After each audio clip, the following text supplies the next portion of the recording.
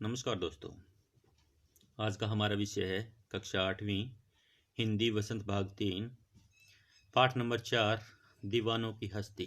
कविता भगवती चरण वर्मा द्वारा लिखित है। आज हम इस कविता का अभ्यास कार्य करेंगे। सबसे पहले हम इस कविता के विषय में कुछ जान लेते हैं। इस कविता में कवि ने मदमस्त और दीवानों की कविता में स्थान देकर उनके भावों और क्रियाकलापों को अद्भुत तरीके से प्रकट किया है। कवि कहता है कि हम तो दीवाने हैं, हमारा कोई एक ठिकाना नहीं है। दीवानों का कोई ठिकाना नहीं होता। आज हम यहाँ रुके हुए हैं तो कल कहीं और चल देंगे। हमारा टिकने का कोई एक स्थान निश्चित नहीं होता।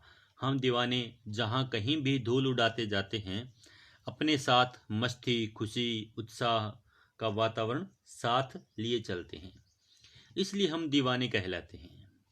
हम कभी खुशी के रूप में सीधे चलते हैं तो कभी आंसू के रूप में दुख बनकर बह जाते हैं। हमें देखकर बाकी मनुष्य यह कहने लगते हैं, हमें देखकर लोग यह कहते हैं कि तुम यहाँ कैसे और किस प्रकार आए और इस तरह दोबारा कहाँ चल दिए। हमसे यह मत पूछिए कि हम कहाँ चले हैं। हम तो इसलिए चले हैं कि हमें चलना है, इसलिए हम आगे की ओर बढ़ते जा रहे हैं। हम संसार से कुछ सीख ग्रहण करते हैं। हम संसार से कुछ ना कुछ सीखते रहते हैं और अपनी कुछ सीख उन्हें देकर वापस चल देते हैं। जो हमने कुछ सीख रखा है वो संसार को सिखाकर चल देते हैं। दो बातें करते हैं, उनसे खुशी भी मिलती है और किसी बात से रोना आता है। किसी बात को तो सुनकर खुशी होती है और किसी बात को सुनकर हमें रोना आता है। इसलिए फिर भी दुख और सुख के क्षणों को पीकर हम मात्र उत्साह के भाव को लिए ही आगे बढ़ते हैं। हम सुख और दुख के दोनों को क्षणों को एक साथ पी लेते हैं। मात्र उत्साह के भाव यानी आनंद के भाव ही वहां से लेकर आगे बढ़ते हैं। कवि कहता है कि वह इस भीखमंगों की यानी भिखारियों के संसार में पूर्ण स्वतंत्रता के साथ यानी पूरी आज़ादी के साथ अपना प्यार दूसरों को लुटाकर चल दिया है। हम हृदयों पर अपने कार्यों में असफलता का भार लिए उनसे वहां से चल दिए हैं। क्यों? क्योंकि हम जैसी आशा करते थे लोगों से, लोगों ने हमें वैसा प्यार नहीं दिया। हमें मेरा तेरा कुछ नहीं दिखता, बस ठहरने वाले खुश रहें। आज यहाँ पर मेरे तेरे का कोई भाव नहीं रहा, केवल एक समानता का भाव है। यहाँ पर जो भी आता है वह खुश रहे, आबाद रहे। हम तो पूरी तरह से बंधे थे, हम तो पूरी तरह से ही बंध चुके थे, लेकिन हमने अपने बंधन खुद ही तोड़ लिए हैं और हम आगे चल पड़े हैं। हम आगे चल पड़े हैं। यह कविता का थोड़ी से शब्दों में सार था। इस कविता के प्रश्न इस प्रकार हैं। कवि ने अपने आने को उल्लास और जाने को आंसू बनकर बह जाना क्यों कहा है? कवि बेफिक्री का जीवन जीने वाला व्यक्ति है। कवि बेफिक्री का मतलब होता है उसको कोई फिक्र नहीं है, कोई चिंता नहीं है, कि वह बेफिक्री भरा जीवन जीने वाला व्यक्ति है।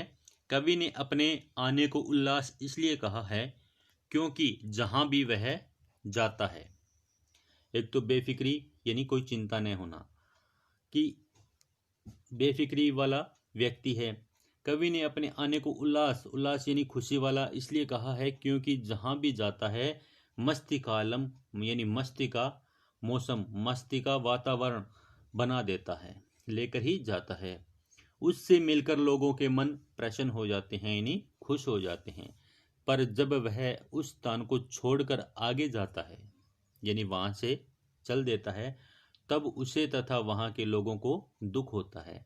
विदाई के क्षणों में उसकी आंखों से आंसू बह निकलते हैं, यानी जब वहां से निकलता है तो वह स्वयं भी रो पड़ता है।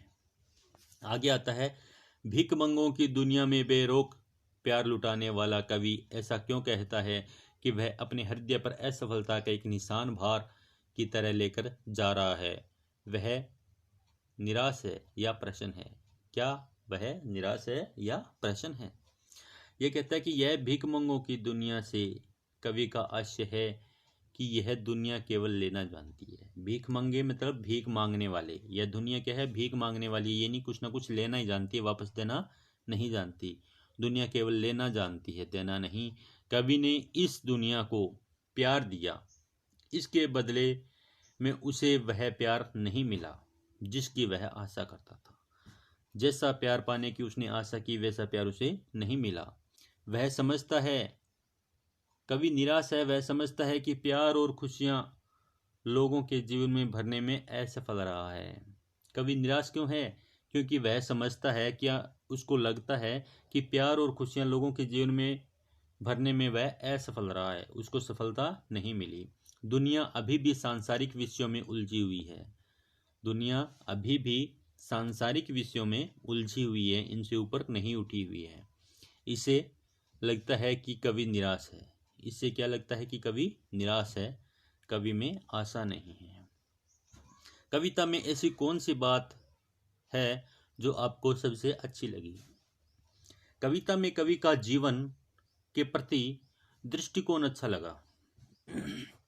कवि कहते हैं कि हम सबके सुख दुख का एक तथा हमें एक साथ ही इन सुखों और दुखों को भोगना पड़ता है। क्या कहता है? कि हम सबके सुख दुख एक हैं और हमें एक साथ ही इन सुखों और दुखों को भोगना पड़ता है। हमें दोनों परिस्थितियों का सामना समान भाव से करना चाहिए। जैसे कवि ने कविता में कहा था कि हम सुख और दुख के घूंट पीकर एक समान पिए चले, यानी एक समान इनको पीकर चले हैं, कि हमें दोनों परिस्थितियों का सामना एक समान भाव से करना चाहिए। ऐसी दृष्टिकोण रखने वाला व्यक्ति ही सुखी रहता है, जो ना तो सुख में ज़्यादा आनंदित हो और ना ही ज़्यादा दुख में घबराने वाला हो। वह ही क्या होता है? सुखी होता है। विशेष तौर पर इसमें बेफिक्र यानी कोई चिंता न करने वाला और मस्त जीवन जीते हुए दूसरों की खुशियों का भी ध्यान रखने का संदेश दिया है। कि मतलब ज़्यादा चिंता नहीं करनी चाहिए, मस्त जीवन जीना चाहिए और दूसरों को भी दुख ना हो, इस बात का भी ख्याल रखना चाहिए। आगे कहता है, संतुष्टि के लिए कवि ने छक कर, जी भर कर और खुल कर जैसे शब्दों का प्रयोग किया है।